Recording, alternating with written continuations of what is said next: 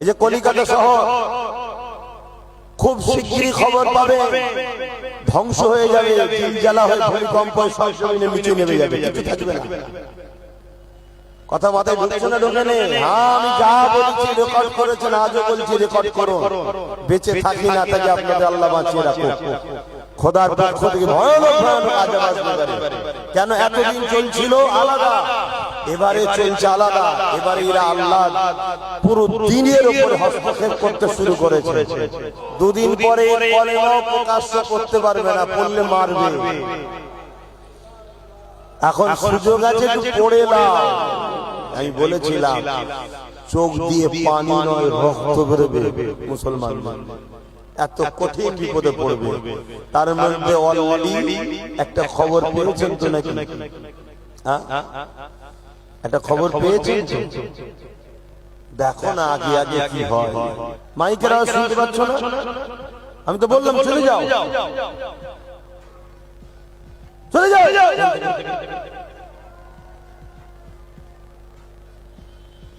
ভালো না লাগে দূর হয়ে যাও।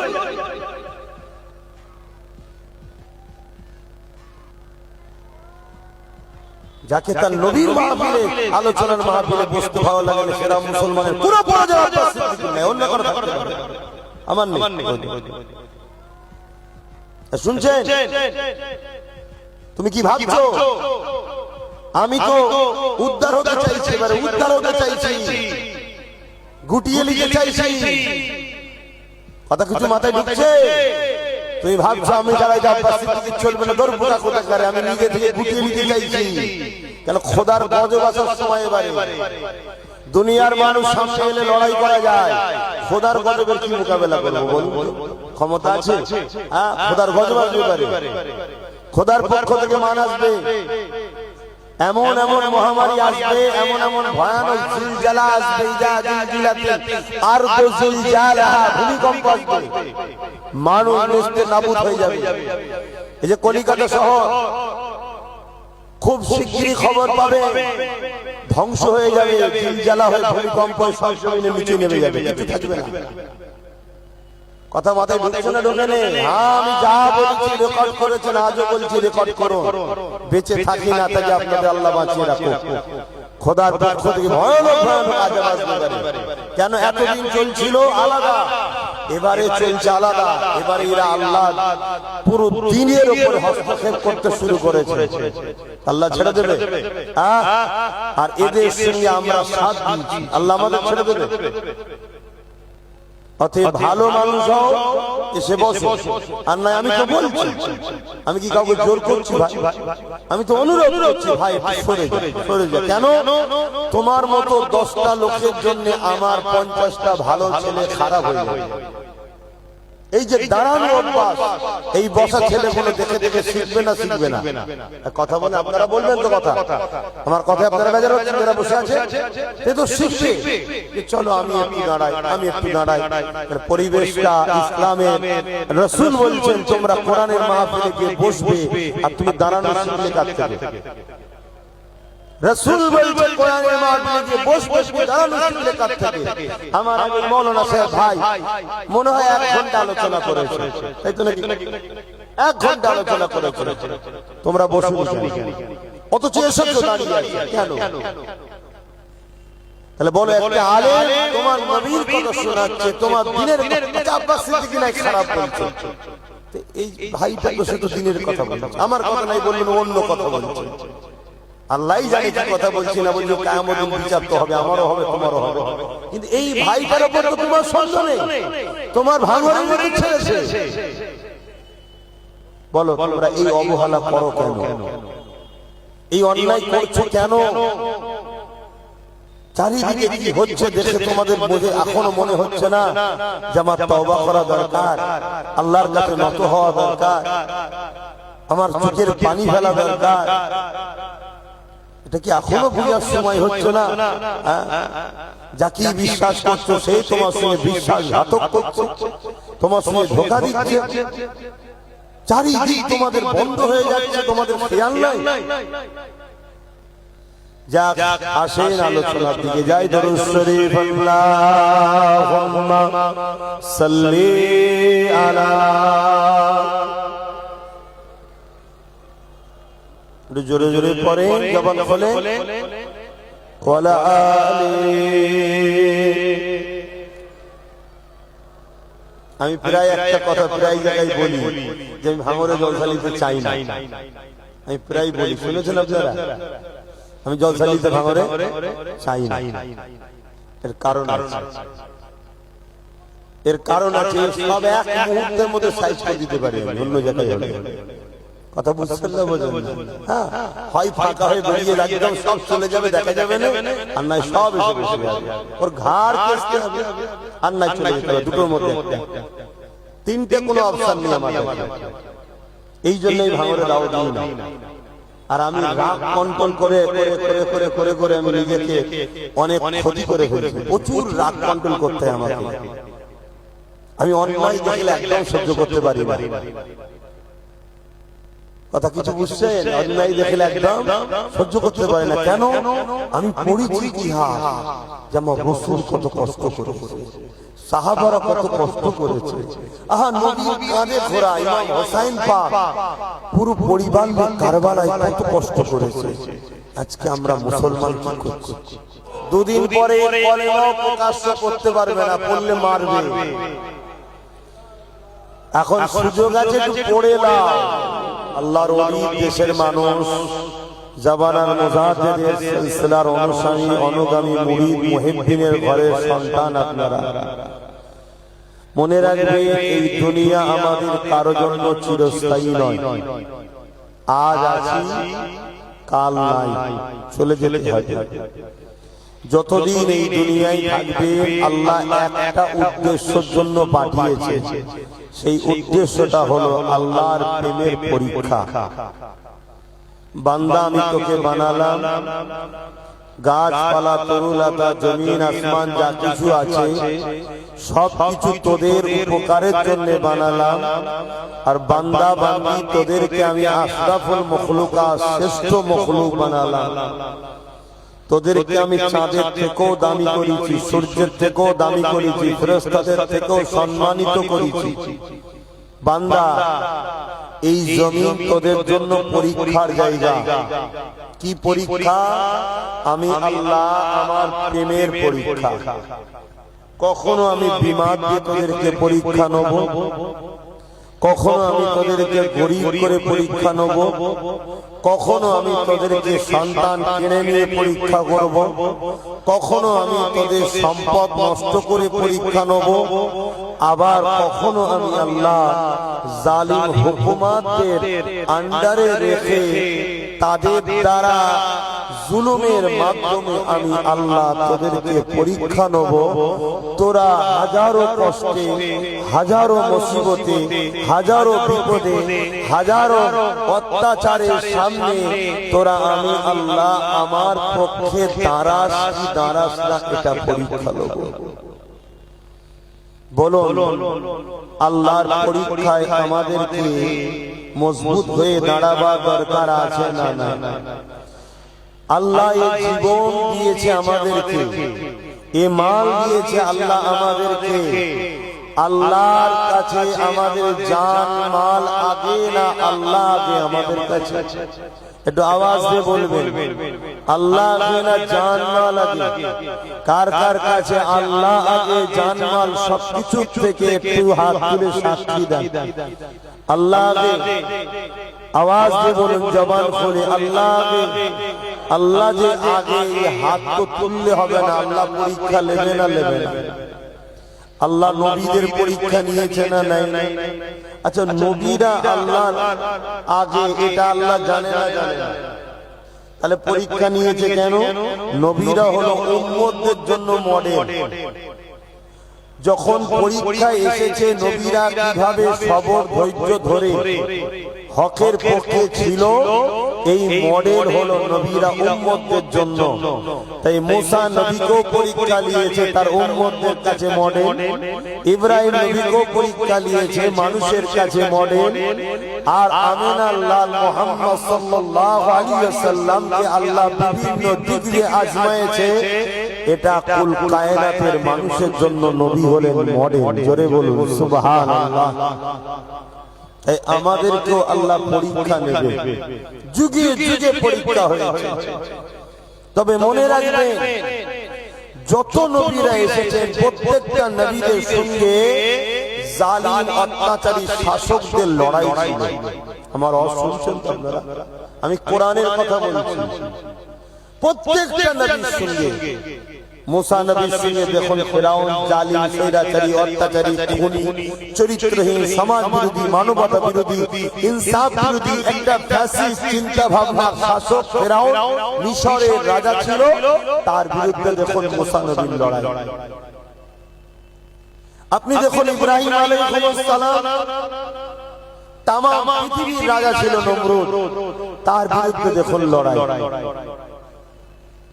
আপনি ইমাম মাহদির চলে আসেন, ইমামে আযম আবু হানিফা হুজুরের ওই সময়ে জালিম শাসকের সঙ্গে লড়াই। ইমাম বুখারী হুজুরকে দেখুন ওই সময়ে জালিম শাসকের সঙ্গে তিনার লড়াই। ইমাম সুফিয়ান সাউরীকে দেখুন, হাত্তাকে মুজাদ্দিদ আল-কাসানিকে দেখুন, হতভাগা আকবর এই ভারতবর্ষে যিনি দ্বীনে ইলাহি কোরআনের বিরুদ্ধে একটা কিতাব তৈরি করেছিল, জালিম ছিল, স্বৈরাচারী ছিল, চরিত্রহীন ছিল, নারীদের শোষণকারী ছিল, প্রজাদের হককে লুটতো, তার বিরুদ্ধে মুজাদ্দিদ আল-কাসানির লড়াই হয়েছে। জোরে বলুন সুবহানাল্লাহ। আপনি দেখুন ব্রিটিশ হুকুমতের বিরুদ্ধে আমার দেশের বড় বড় উলামারা লড়াই করেছেন, আমার মুজাদ্দিদুজ্জামানও লড়াই করেছে। জোরে বলুন সুবহানাল্লাহ। আর চিৎকার দিয়ে বলুন সুবহানাল্লাহ। হাত্তাকে ব্রিটিশ শাসকরা একদল উলামাদের ঘরে বন্দী করে আন্দামানে কালা পানি জেল পর্যন্ত খাটিয়েছে, হত্যা করেছে, শহীদ করেছে ব্রিটিশরা। আবার ব্রিটিশরা একদল উলামাকে মাসে মাইনে পর্যন্ত দিত। শুনছেন তো নাকি ব্রিটিশরা? তাহলে এ থেকে কি বোঝা যাচ্ছে যে উলামারা আল্লাহ রাসূলের দ্বীনের ইলম শিখে আল্লাহ রাসূলের পক্ষে না কাজ করে জালিম হুকুমতের পক্ষে কাজ করে, তাদেরকে জালিম হুকুমতরা মাইনে দেয়। আর যারা ইলম অর্জন করে আল্লাহ রাসূলের পক্ষে দাঁড়িয়ে কাজ করে, ইনসাফের পক্ষে, মানবতার পক্ষে, ন্যায়ের পক্ষে, গরিবের পক্ষে, মানুষের পক্ষে, আল্লাহর জমিনের উপরে শান্তি প্রতিষ্ঠিতর কাজ করে, তাদের বিরুদ্ধে যুগে যুগে জালিম শাসকরা অত্যাচার করেছে। আমার নবী সাহাবাদের উপরে কোন জুলুম হয়েছে? কথা বলে যারা দাঁড়িয়ে আছেন সামনে আসেন, যদি আমাদেরকে ভালোবাসেন, কথা শোনেন, তাহলে সামনে আসেন, না হয় দয়া করে চলে যান। দয়া করে চলে যান, এটা কোনো রাজনীতির মিটিং এর জায়গা নয়। আমি কারো ধার ধরে কথা বলি। যদি ওইখানে থেকে সামনে আসতে না পারেন, আল্লাহর রাস্তা বলছি চলে যান। কেন কোরআনের মাহফিল, দ্বীন ইসলামের মাহফিল গেলে এইভাবে ছেলে খেলা করলে হবে না। এটা ছেলে খেলা করা হচ্ছে। আমার ধর্মীয় মাহফিলে আমরা এসেছি, আর আমরা চারিদিকে দাঁড়িয়ে বোধাকবো, এগুলো কি মাহফিলের আদব? ভাঙরের মানুষ যদি আপনারা এরকম হয়ে যায়, তাহলে এটা অনেক দুঃখজনক। কারণ এই ভাঙর দাদা হুজুর রহমাতুল্লাহ আলাইহি এবং ওলি আল্লাহদের মহব্বতের জায়গা। তাই আমি ভালো ভাষায় ভালোভাবে বলছি, যারা পাড়ে দাঁড়িয়ে আছে নিচুই নেমে আসেন, এসে সামনে বসে। আর যদি আপনাদের নিচুই নামতে, আসতে, দাঁড়াতে, বসতে অসুবিধে হয়, আল্লাহর রাস্তায় বলছি চলে যান। আর যদি কথাকে অমান্য করেন, আল্লাহর কাছে বিচার দেবো, আল্লাহ আপনাদের ব্যবস্থা করে দেবে। আমি কারো মুখের দিকে তাকিয়ে চলা ছেলে নয়। আমার কাছে আমার ইসলাম আগে, আমার কাছে আমার দ্বীন আগে, তারপরে দুনিয়ার বাকি সবকিছু পরের কথা। অতএব আজ আপনারা একটা প্রতি বছরের না এই বছরও দ্বীনি মাহফিল করেছেন, ভালো কথা। আজ এক শ্রেণীর মানুষ দিন ইসলামকে মিটিয়ে দিতে চাইছে মুসলমানদের মধ্যে। গায়ের ইসলামের মধ্যে একদল জালিম আছে, সন্ত্রাস আছে, তারা তো চাইবে ইসলামকে মিটাবে, কিন্তু মুসলমানদের মধ্যে আবার এক শ্রেণী এখন তাদের সঙ্গে হাত মিলিয়ে দিন ইসলামকে ক্ষতি করার মিটিয়ে দিবার চেষ্টা করছে। সেই খাতায় যদি আমরা নাম লিখাই, আল্লাহ তো আমাদের বিচার করবে, আমাদেরকে আল্লাহ শেষ করে দেবে। আপনি ভাববেন আমরা শেষ হয়ে গেলে ইসলামের কি হবে? আর ইসলামের জন্য আল্লাহ নতুন প্রজন্ম তৈরি করে দেবে। বসো গিয়ে, দাঁড়াও না। তো যাই হোক, আল্লাহ রহমত, শীতের বেলা এবং মেঘলা আবহাওয়া রয়েছে। সেই আবহাওয়াতে আপনারা একটা দিনই মাহফিল করেছেন, আল্লাহ আমাকে নিয়ে এসেছেন। সংক্ষেপ সময় দু কথা দিন ইসলামের আলোচনা করব, কিন্তু আপনারা যদি আমাদের সাথ না দেন আলোচনা করব কিভাবে? সবকিছু এটা নির্ভর করে। আপনি ওখানে দাঁড়িয়ে থাকবেন, ওখানে কথা বলবেন, এটা কোনো কি নাটক ফালসাল হচ্ছে না? এটা তো আপনারা খেয়াল রাখা দরকার। এটা তো আপনার নবীর দ্বীনের আলোচনার মাহফিল। এখানে ন্যায়ের কথা হয়, ইনসাফের কথা হয়, এখানে হকের পক্ষে কথা হয়, জালিমদের বিরুদ্ধে কথা হয়। এটা শরিয়াতের জায়গা। এখানে বুক থেকে যেভাবে কথা বলা হয়, অন্য কেউ কোনো জায়গায় কথা বলার সাহস পায় না। কেন ইসলাম কুনতুম খায়রা উম্মাতিন উখরিজাত লিন-নাস তা'মুরুনা বিল মা'রুফ ওয়া তানহাউনা আনিল মুনকার। অন্যায়কে মিটাবার নাম ইসলাম, ন্যায়কে প্রতিষ্ঠিত করার নাম ইসলাম।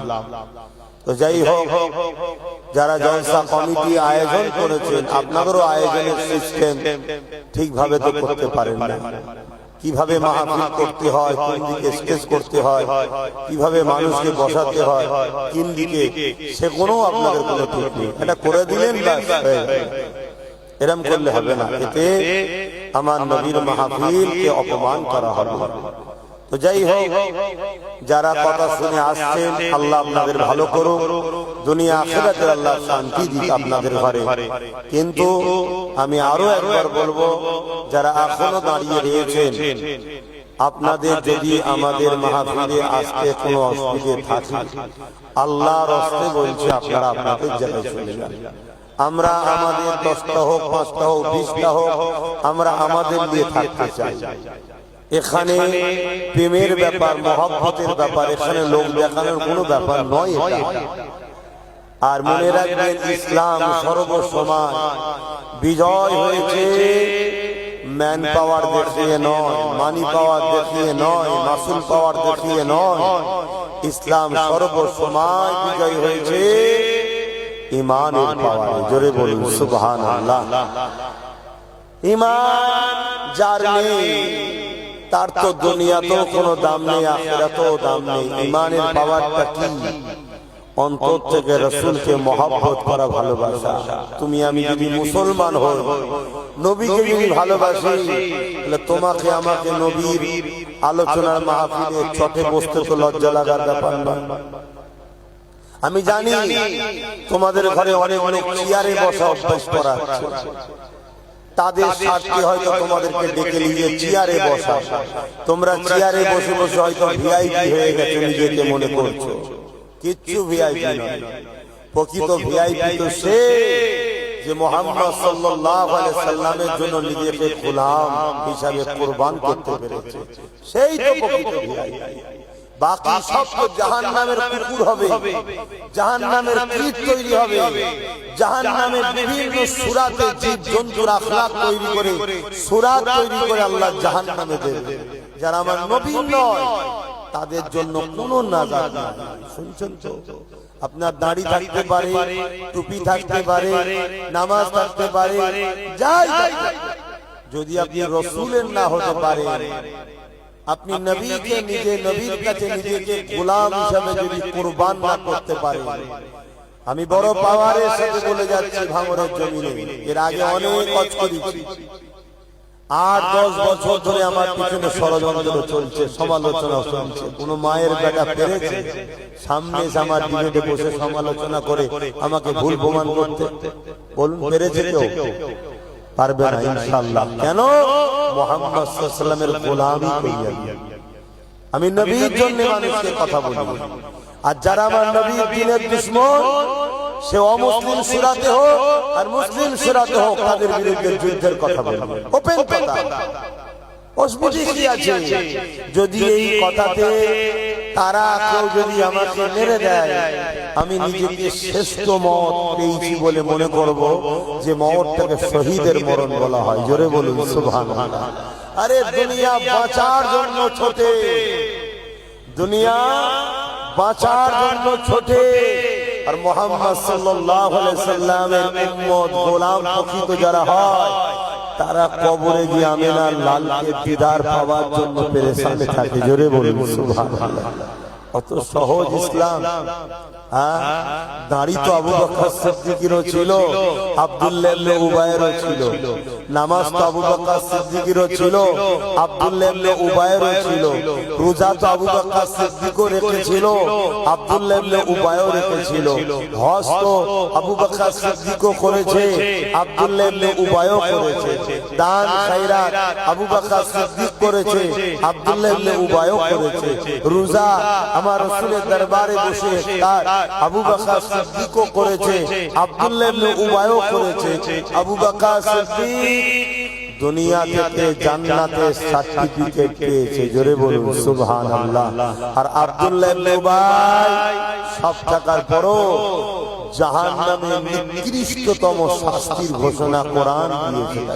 কারণ দাড়ি তো দুদিকেই, নামাজ তো দুদিকেই, রোজা তো দুদিকেই, হজ তো দুদিকেই, দান খায়রাত তো দুদিকেই। কেন?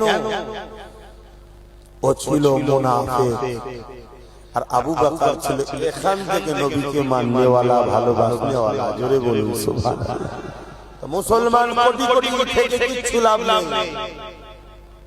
আজ চারিদিকে তাকিয়ে দেখো, যেখানে মার খাচ্ছে মুসলমান। কুকুরের সম্মান আছে তো মুসলমানের সম্মান নেই। আমার ভাষাকে কেউ কেটে আবার একদল মুনাফিকরা টোল করতে পারে। দেখো আব্বাস মুসলমানকে কত ঘৃণা করছে। ঘৃণা করলাম না, হাকিকতটা বললাম।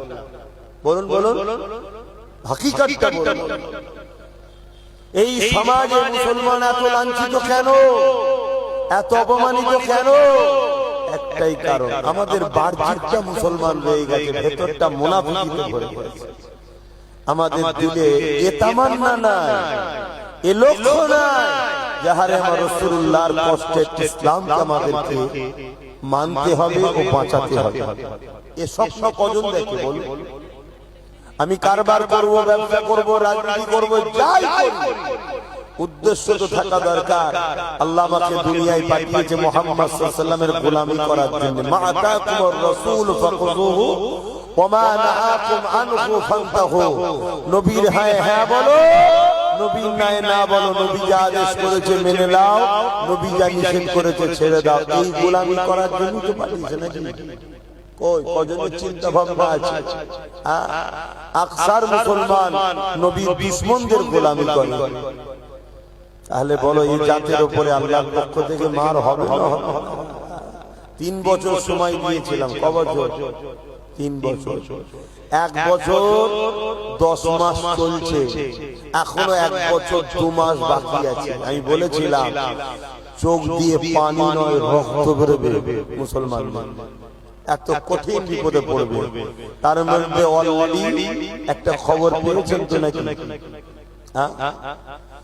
একটা খবর পেয়েছেন তো? দেখো না আগে আগে কি হয়।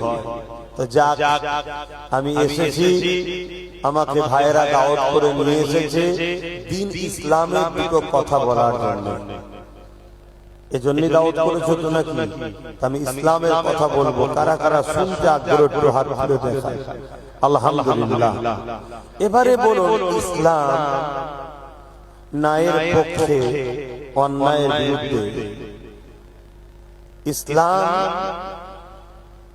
মুসা নবীর পক্ষে, ফেরাউনের বিরুদ্ধে। ইসলাম ইব্রাহিম নবীর পক্ষে, নমরুদের বিরুদ্ধে। ইসলাম আমার রাসূলুল্লাহর সাহাবাদের পক্ষে, আবু জেহেল উতবা সাইবাদের বিরুদ্ধে। ঠিক তো নাকি?